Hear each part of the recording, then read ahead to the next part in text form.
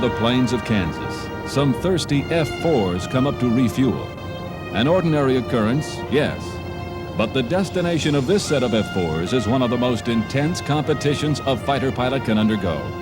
These F-4s are heading for Tyndall Air Force Base in Florida, the home of William Tell.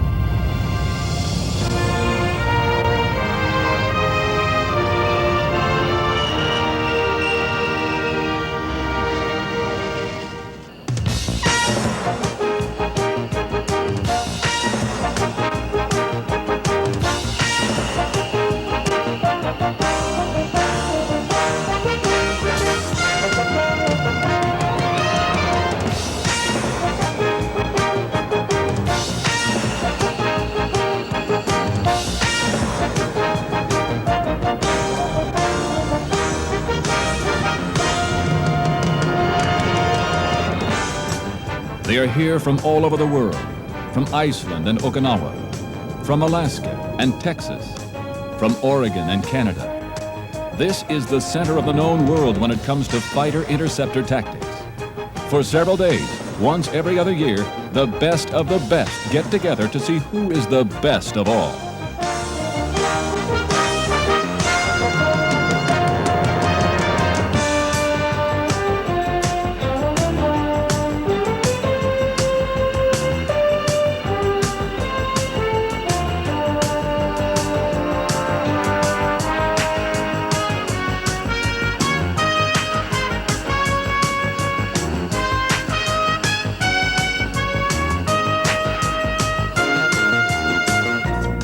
William Tell was, of course, the famous archer who was forced to shoot an apple from his son's head.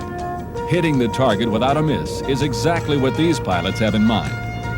The competition is among teams in two categories, F-15 and CF-18. Also the F-4s, with separate winners in each category. The teams are composed of air crews, controllers, and aircraft maintenance specialists. The team with the highest total points will be the overall meet winner.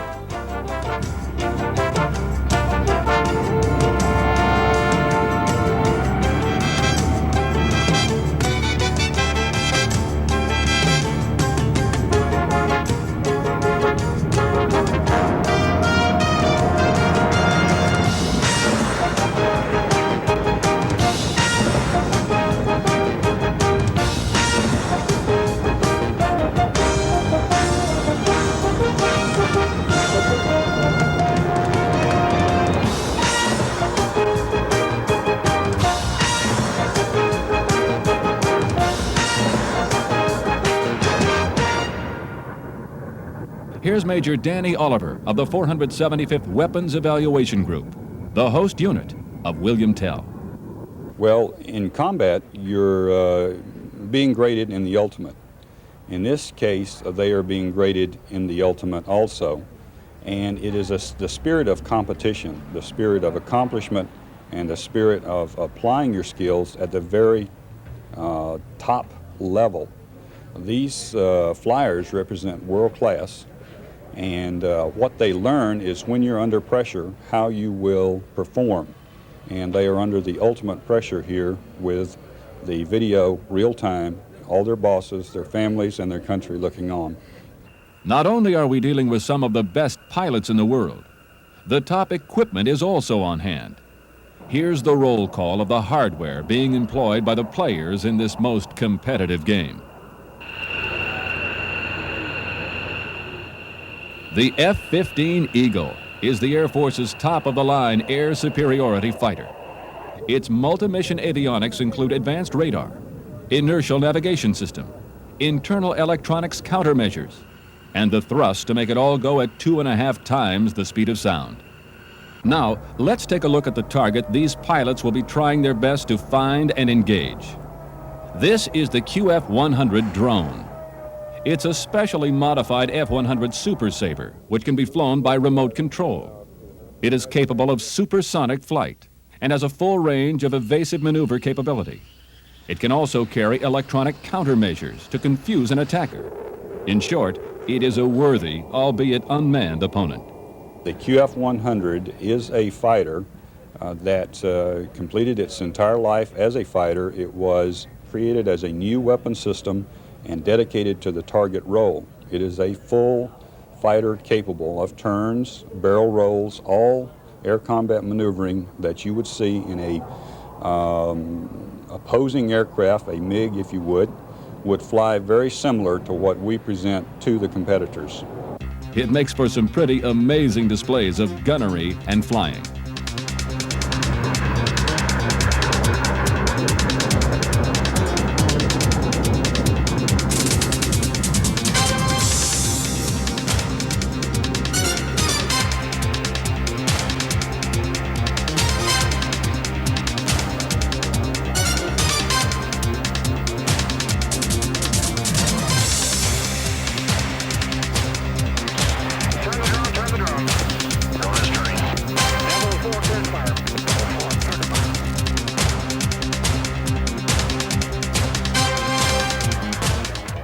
All the results are tabulated and posted on a scoreboard that is there for everyone to see.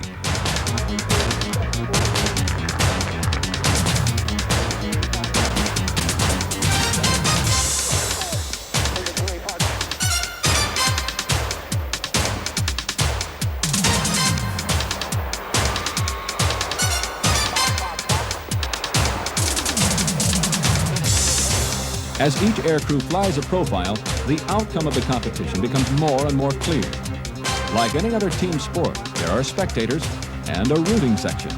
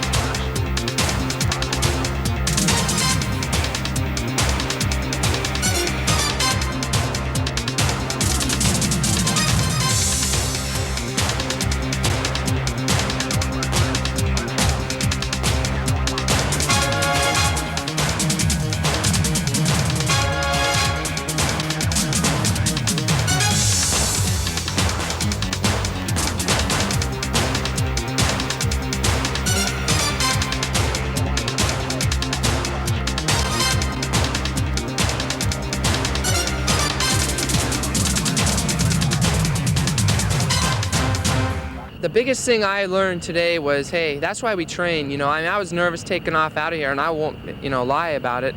But doggone it, when we got out there, it was just like, hey, I've done this before. I've done this 20 times before, and that's what you train for. And to me, if I ever went to war, I guess I'd really be nervous, just like anyone else would the first 2 or 3 times. But then it's like, this is what we train for. This is the way it is.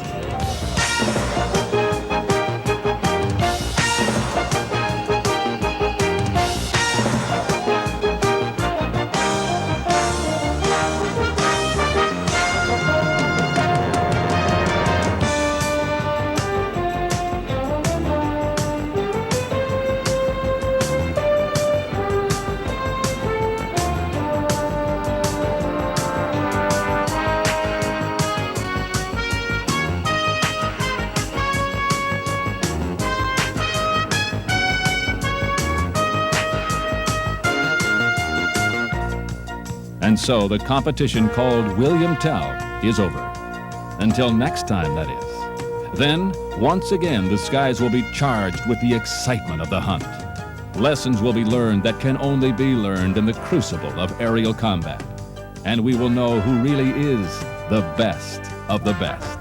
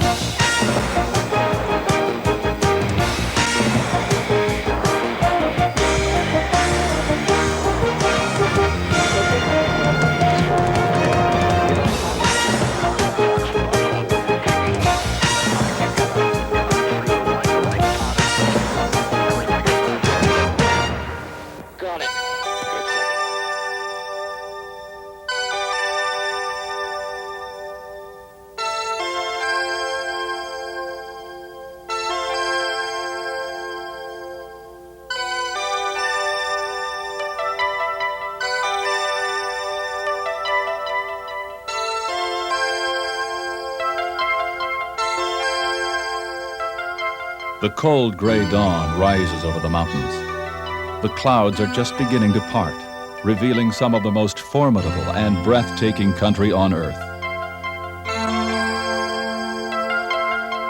As the early morning light slowly falls upon the snow-capped peaks, a distinctive sound begins to drift through the forests and foothills. You've reached a very special part of America, Alaska, the home of the F-15 Eagles of the 21st Tactical Fighter Wing.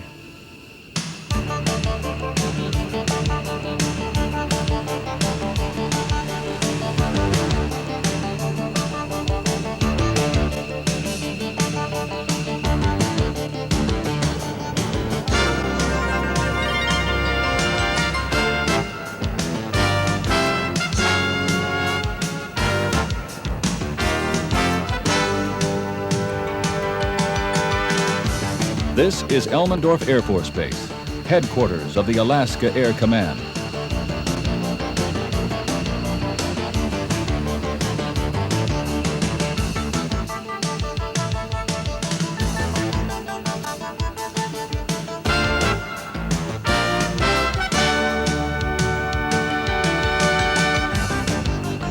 You're about to witness a drama. It is a story of airplanes and people, played out on a stage like nowhere else in the world. Many times, this is how it starts, with the thunder of afterburners echoing through snow-laden valleys.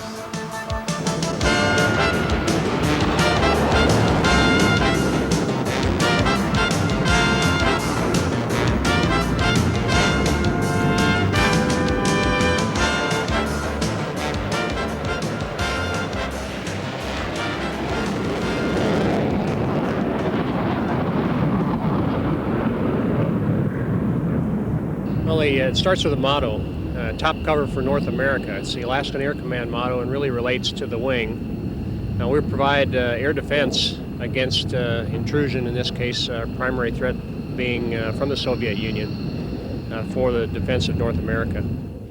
The wing commander of the 21st is Colonel H.S. Storer, Jr., a man who oversees the tip of the spear when it comes to providing deterrence in a strategically vital part of the world. Elmendorf Air Force Base is located right outside of Anchorage. The base was built in the early 40s and played a key role in the defense of Alaska during the Japanese invasion of the Aleutian Islands during World War II. Today, the F-15s are here to provide eternal vigilance against the threats that can come looming out of the frozen north.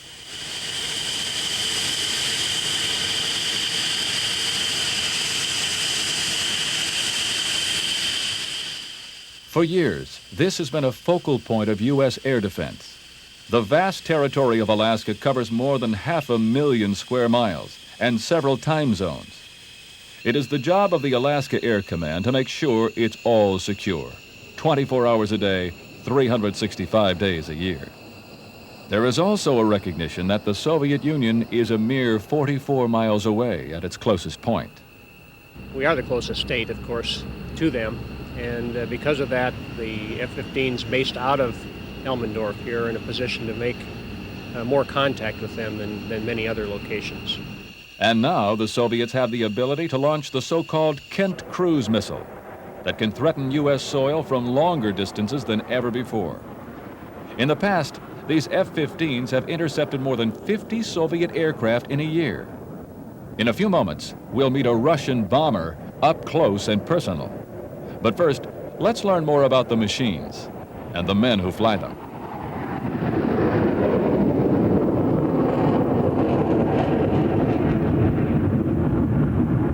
Here's Lieutenant Colonel Mel Copeland of the 43rd Tactical Fighter Squadron.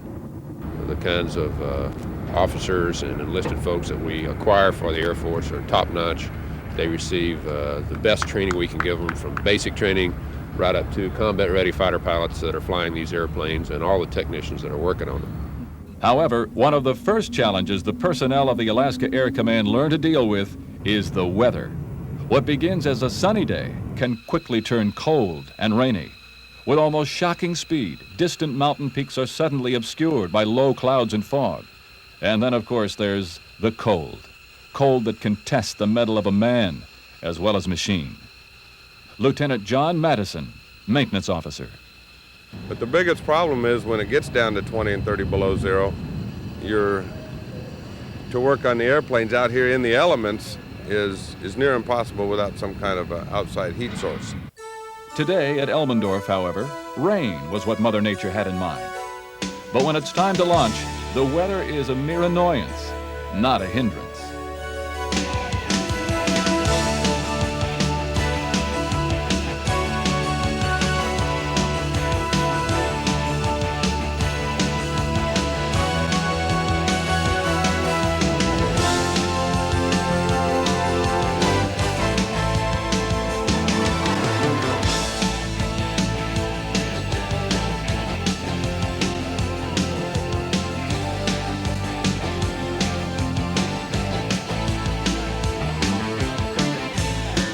The 21st is now equipped with newer F-15Cs. The C model has up to 600 miles greater range than its predecessor. It can also carry the conformal fuel tanks to extend flight time even more, all of which provides a greater margin of safety. When you're dealing with the distances of Alaska, that could mean the difference between life and death.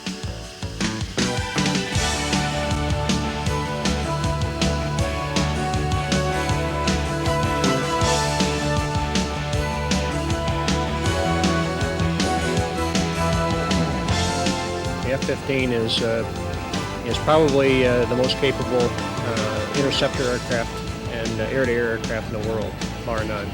It's got a fantastic radar that allows us to pick up targets much farther out than the old F-4 used to, and of course it's a highly maneuverable aircraft. About 75% of the training here is devoted to air superiority. That means pilots are not only trained over the huge ranges of Alaska, but also participate in major exercises like Red Flag and William Tell. In fact, you're looking at the team that the Alaska Air Command is sending to the William Tell Fighter Interceptor Competition in Florida. From Elmendorf, the Eagles deploy to remote bases such as Galena and King Salmon. From there, it's on to meet the Soviets. But it takes a lot of teamwork to get to that point. First, there are the efforts of these people. This is called the ROC, or Regional Operations Control Center. Here, information from a network of radars all over the state is displayed on screens that are monitored around the clock. Anything that moves is checked against existing flight plans and electronic profiles. But the ROC is not alone in the detection job.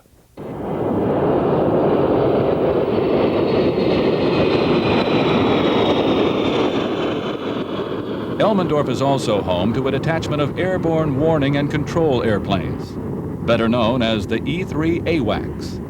Its huge dome is able to scan hundreds of miles of airspace, picking up everything from high-flying bombers to low-flying cruise missiles.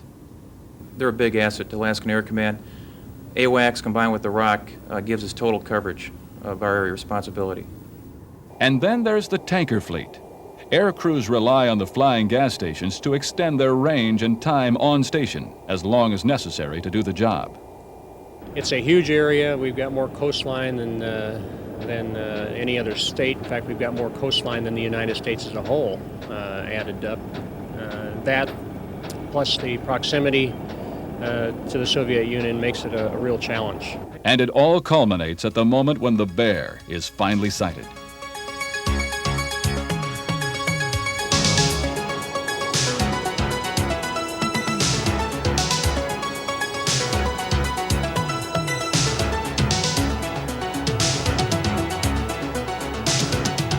The moment of truth makes the heart race a bit faster. This is like no bear hunt you've ever seen in your life, and the stakes are much higher than a trophy on the wall.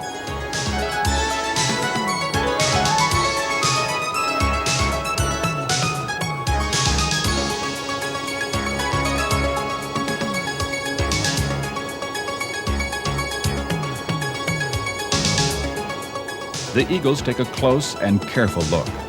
In this case, it's a Bear H, the cruise missile-carrying variety. And don't let the turboprops fool you. It can move right along.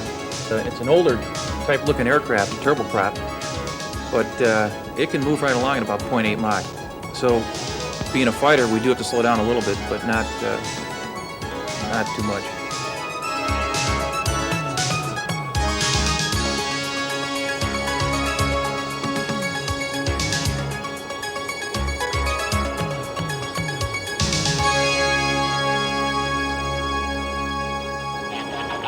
cockpit navigation, whatever you need to stay on track. Understand, sir. The Eagle's drivers scan every inch of the bomber, looking for telltale signs of any new capability the Soviets may have added. But the encounters are not without their human side as well. Normally here in the wing, we're just doing our mission. We'll intercept them, take the pictures, and just observe them. But oh yeah, we see them wave. I've seen Coke cans. I saw one guy hold up a Newsweek magazine. And I think they get as much a thrill as we do. The cat and mouse game can go on for hours. But soon it's time to break off and head back to King Salmon or Galena, or perhaps another of the far-flung outposts of the 21st Tactical Fighter Wing.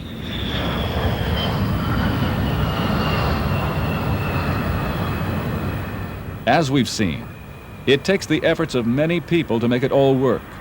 What looks easy to the average person is actually a consequence of practice and determination to succeed. In fact, that's part of the attraction for the pilots to begin with. I can't deny that flying an airplane is fun.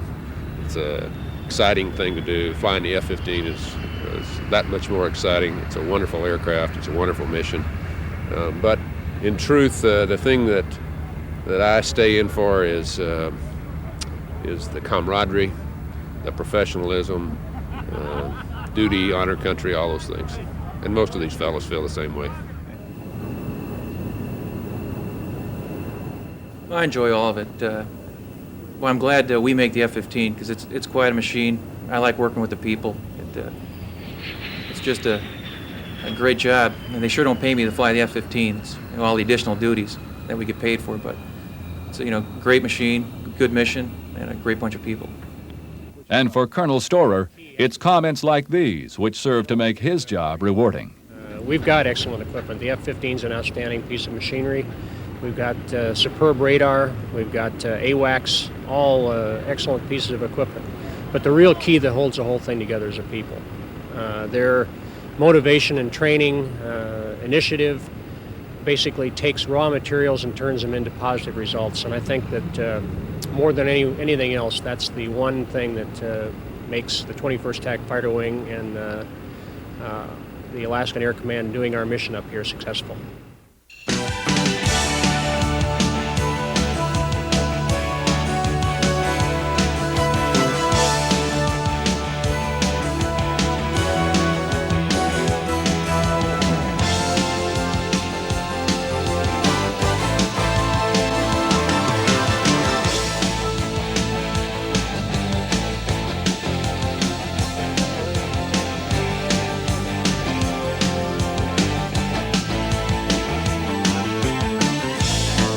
In the future, the Alaska Air Command will continue to provide the bite behind the bark of the U.S. Northern Defense Perimeter.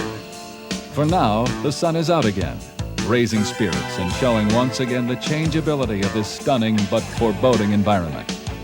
There are, however, some things that are constant. One is the beauty of this rugged landscape, and the other, the sight of F-15s streaking through the northern sky.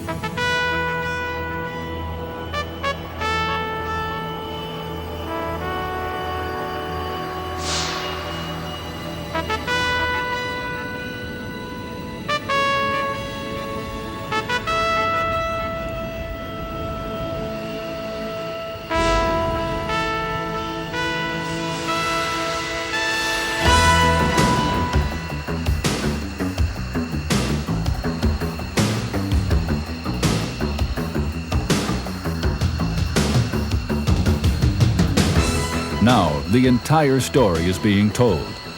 Desert Storm. We know it was a battle of tremendous scope. Thousands of airplanes, men, women, and materials.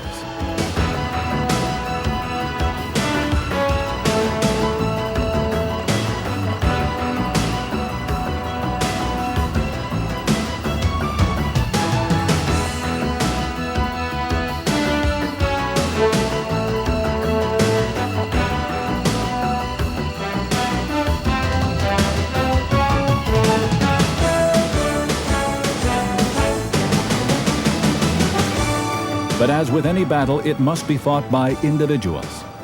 Singular people who have to climb into the cockpits to shoot down the bogies, fly into harm's way to drop the bombs, or keep it all going by loading the ordnance and maintaining the birds.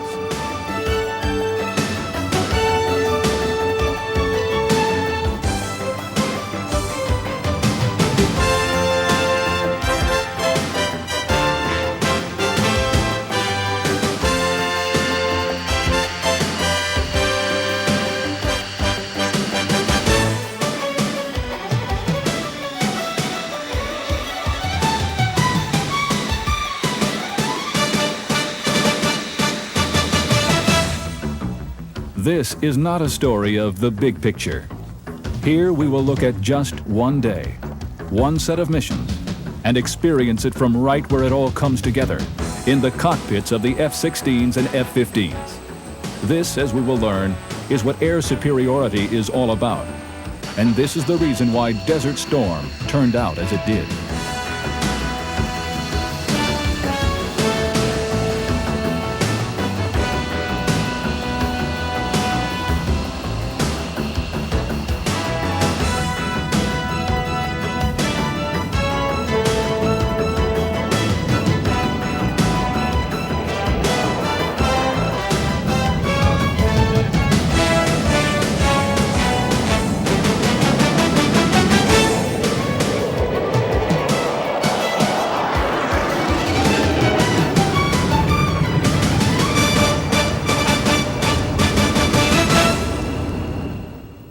Early morning, somewhere in the desert of Saudi Arabia, a group of F-16 jocks discuss the upcoming mission.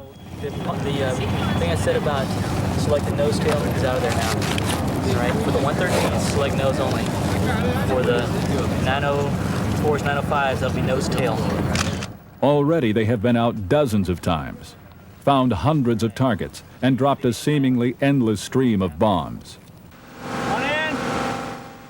Meanwhile, the ground crew is loading up the ordnance. They work quickly, realizing this is just one of several missions that will be flown on this day alone.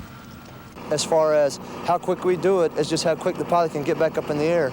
And they're happy with the way we're doing it because the max time I believe that the pilots are having to sit on the ground is about 30 minutes. So as soon as he can get here, within 30 minutes he can be back up and heading back to hit them again. The last of the F-16s are topped off with fuel. The Vulcan cannon is filled with shells, and the fragile airplane literally seems to droop from the weight of its deadly cargo. At this point, there is a sense of anticipation and the not-so-secret hope that not only will the bombs be dropped on target, but perhaps some Iraqi aircraft will come out to fight as well. Obviously, it's a lot more fun when you know there's not. I wouldn't say fun because I hate to say it, but we'd like to come up and play with the air threat. I know you've heard other people talk about, but obviously, all the guys, especially us in the F-16, we'd like to see a little more some of the air threat. This is a real good air-to-air dogfighter. So I guess maybe we're kind of crazy, but we like to see that part. Meanwhile, the F-15 pilots are set to provide combat air patrol for the strike. They too hope the Iraqi aircraft will come up to fight, because undoubtedly these aircraft will be the first to engage. I trained a lot of guys up there flying those airplanes, so I'm kind of up there with them. I got a chance to teach them how to fly the F-15 when they first started out. Now they're up there doing a very good job. Their training is just absolutely magnificent. The training they've done, the training their commanders have given them while they've been here in theater is just absolutely superb.